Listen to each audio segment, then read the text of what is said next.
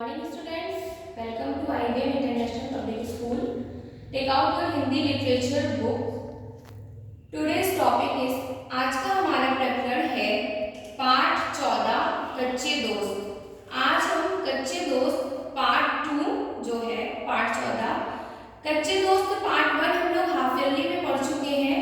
I hope आपको story उसकी कहानी याद होगी क्योंकि ये कच्चे दोस्त पार्ट 2 है जो हम फाइनल में पढ़ रहे हैं। उसके आगे की स्टोरी आज हम आपको समझाएंगे।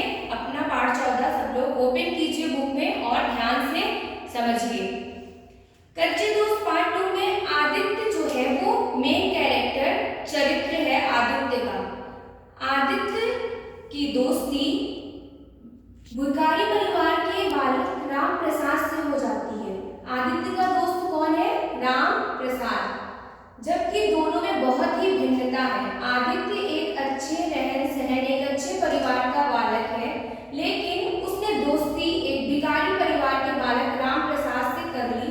और दोस्ती का मैं हमेशा आपसे कहती हूँ कि बहुत बड़ा प्रभाव होता है आपके जीवन में, आपके आचरण पर उसका प्रभाव पड़ता है। इसलिए जब भी दोस्ती कीजिए तो बहुत ध्यान से कीजिए। आदित्य अपने दोस्त राम प्रसाद से वचन करता है, वादा करता है, प्रॉमिस करता है कि वो उसे फिल्म दिखाएगा। इस फिल्म के दिखाने के लिए पैसे चाहिए। पैसे नहीं थे तो आदित्य क्या करता है, अपने माँ के बक्से से चोरी करता है। कितने रुपए की? 10 रुपए की, क्योंकि उसने राम प्रसाद से वादा किया है अपने दोस्त से कि वो उसे फिल्म दिखाएगा। चोरी करने जाता है। 10 रुपए चोरी करके जब वो ताला बंद करने लगता है बक्से का, तो ताले की चाबी उसमें फंस जाती है। बहुत कोशिश करता है लेकिन चाबी नहीं निकलती। फिर वो मजबूर होकर चाबी को ताले में फंसा हुआ छोड़कर ही अगले दिन सीधा राम प्रसाद के घर जाता है और कहता है कि आज हम फिल्म देखेंगे। दोनों खुशी खुशी रोमांचित होकर बाजार पहुंचते हैं।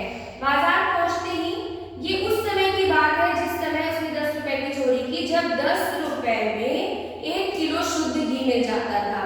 इस टाइम की बात नहीं है। तो 10 रुपए बहुत ज्यादा थे। उसने जब 10 रुपए ले लिए, बाजार पहुंचे दोनों, राम प्रसाद और आदित्य। बाजार जाते ही सबसे पहले मिठाई खरीद के खाते हैं। फिर उसके बाद बर्फी खाने के बाद दुकान पे जाते हैं। 2 पेन खरीदता है आदित्य। एक अपने दोस्त राम प्रसाद को देता है और एक खुद के लिए स्वयं के लिए पेन रखता है। फिर टिकट लेने जाते हैं सिनेमा घर फिल्म देखने के लिए।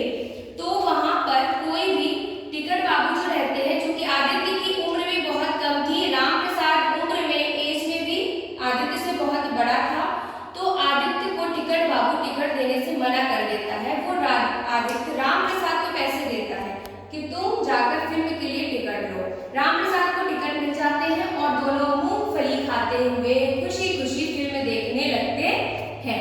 आधी फिल्म देखने के बाद जब मध्य अवकाश हो जाता है, तब आदित्य का मन फिल्म से हट जाता है, क्योंकि अब उसे घर पहुंचकर पिटाई का डर सताने लगता है। जो चोरी करके आया है वो समझ जाता है कि अब माँ को पता चल गया होगा, जब मैं घर जाऊंगा तो मेरी पिटाई होगी। ओके स्टूडेंट्स, आई होप आपको समझ में आ रहा होगा। जब आदित्य का मन उछलता है और डर सताने लगता है मार खाने का, पिटाई होने का, जिस बात का उसे डर होता है वही होता है। उधर माँ किसी कारणवश अपने कमरे में जाती है और बक्से का ताले में चाबी फंसा देखकर उसे शक हो जाता है। जब वो बक्से को खोल के देखती है तो बटुए में से 10 का नोट गायब रहता है। माँ समझ जाती है कि ये काम आदित्य का ही है। माँ ये घटना उनके पिताजी को बताती है। पिताजी कहते हैं कि अभी तो आदित्य स्कूल में होगा, ये उसके स्कूल का समय है। यहाँ मैं आपको ध्यान दिलाना चाहूंगी कि ये जो आदित्य बच्चा है ये 2 महीने से स्कूल नहीं जा रहा था, बल्कि घर से स्कूल के लिए निकल रहा था और जाकर भिखारियों की बस्ती में राम प्रसाद जैसे दोस्तों के साथ जो बुरी संगति में पड़ गया था। संगति का उसका प्रभाव ये हुआ कि वो 2 महीने से लगातार स्कूल नहीं जा रहा था, बल्कि उनके साथ जाकर भिखारियों की बस्ती में दिन भर खेलता था और फिर स्कूल की जब छुट्टी का समय होता था तो घर वापस आ जाता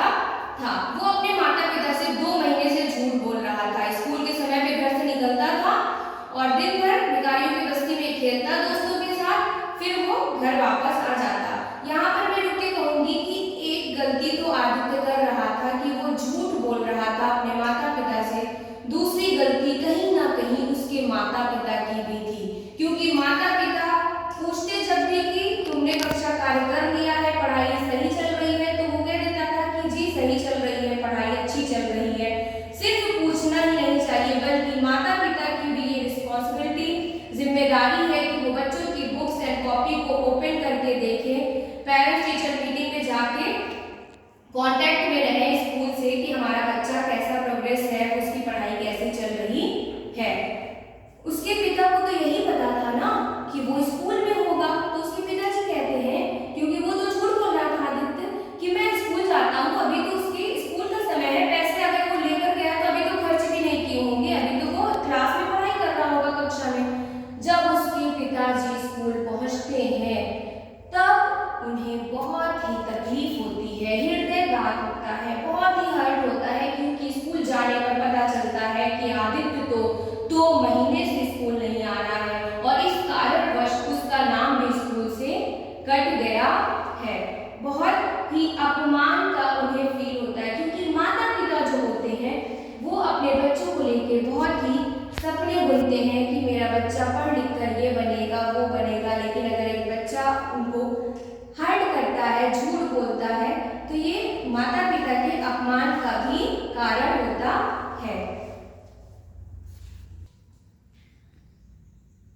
आदित्य जब घर वापस आता है तो उसकी माँ उसकी खूब पिटाई करती है, पूरा मोहल्ला एकत्र हो जाता है और सभी हैरान होते हैं।